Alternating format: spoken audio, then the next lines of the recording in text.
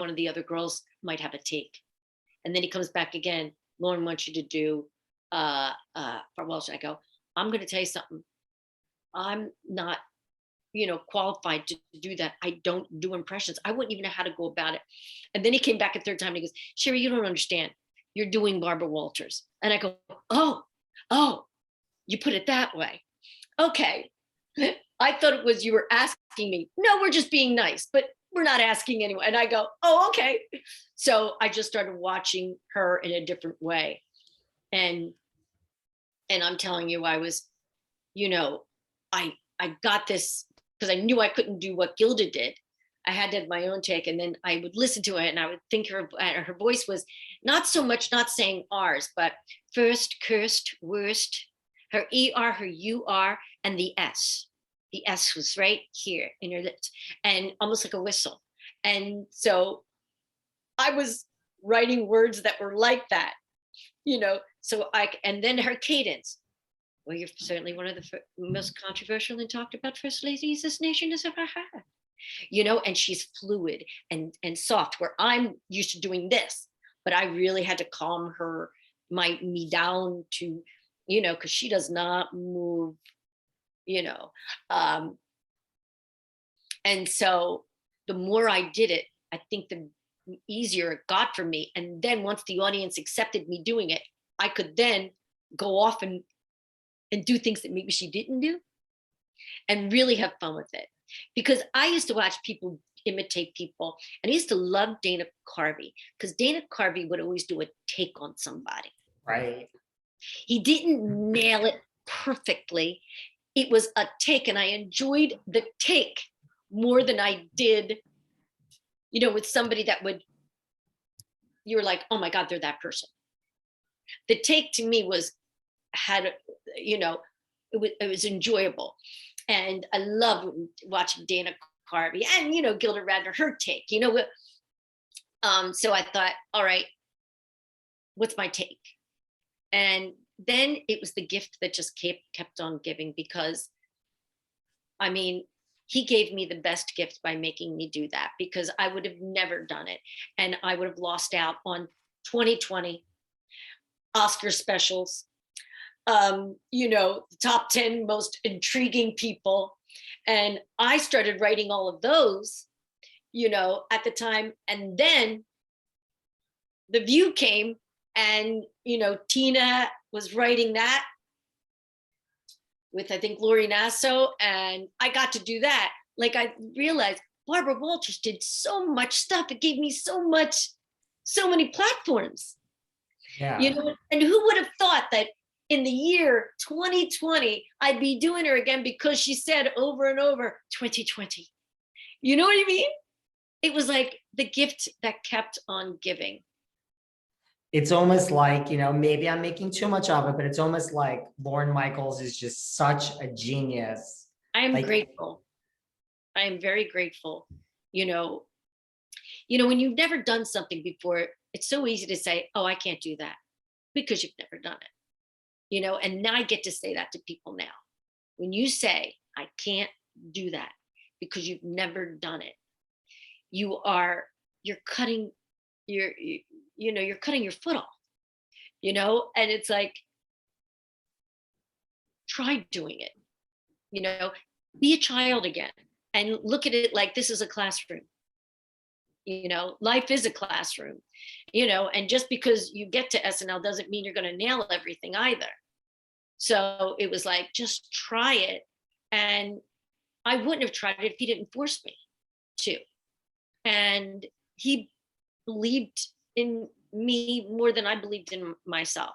So I'm grateful for that. Was the first time you met Barbara when she did her final episode of The View and you were Barbara Walters interviewing the real Barbara Walters? I met her. We did The View a few times.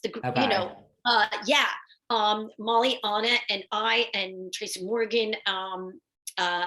We went on The View. I remember it was April 1st, April Fool's Day.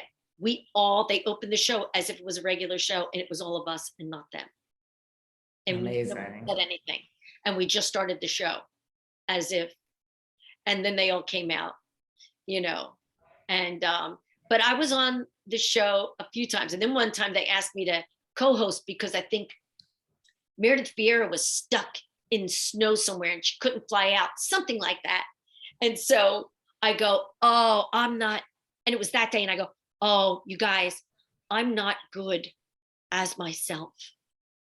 Trust me, I'm not like this. I'll be too scared and intimidated. And they go, oh, no, Cheri, Barbara really thinks you can do it.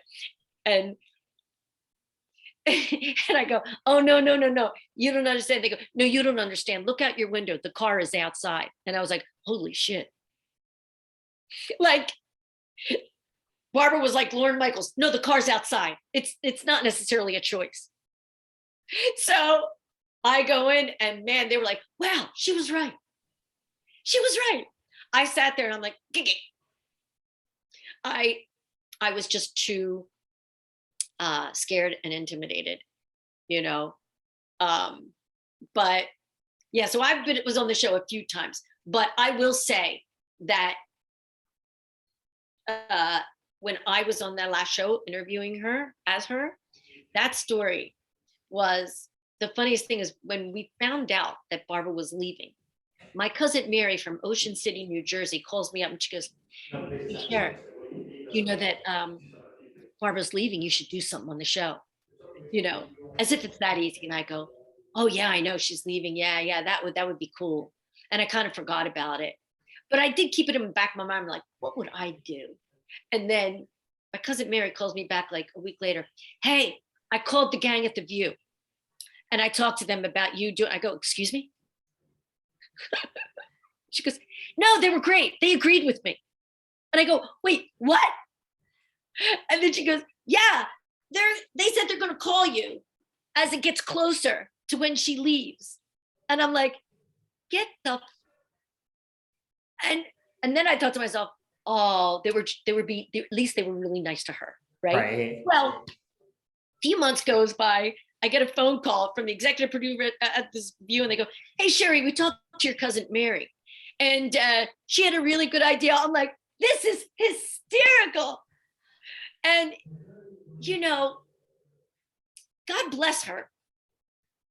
You know, God bless my cousin Mary. And this girl makes things happen. The next thing I know, you know, they said to me, what would you like to do? And I named 3 things. I had 3 ideas.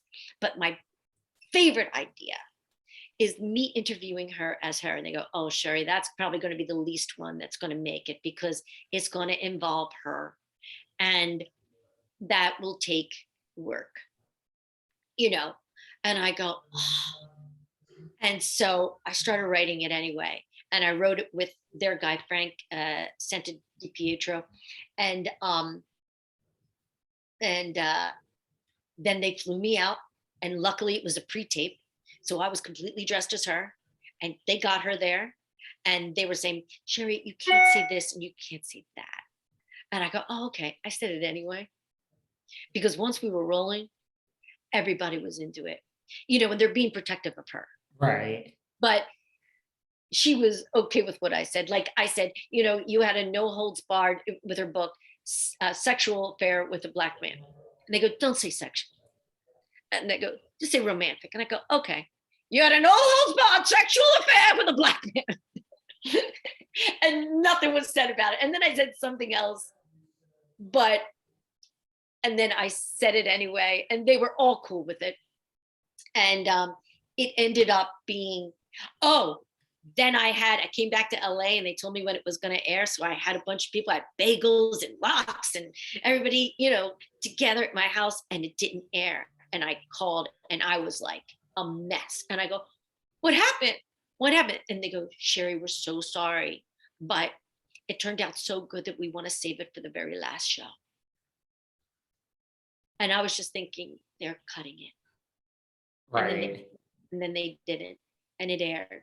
And I am telling you, that was a highlight of my career, was being able to do that. And I'll tell you something, she was very gracious.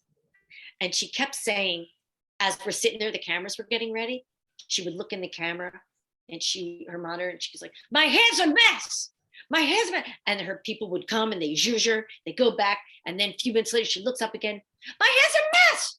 What? My hair's a mess. And then they come out, they zhuzh her again. And then she's like, they go whisper, they go, Barbara. And she did it again. And they whisper to her, and they go, Barbara, you're looking at Cheri's monitor.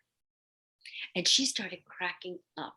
And I never saw Barbara Walters like really laugh. And she was laughing. And I just, endorphins released. I was like, I am not only getting her, she's enjoying this. Like, she's laughing at my expense because my wig was a mess, and no one fixed it. That was the funny thing. Everybody's laughing, the hair and makeup walk off, and I'm like,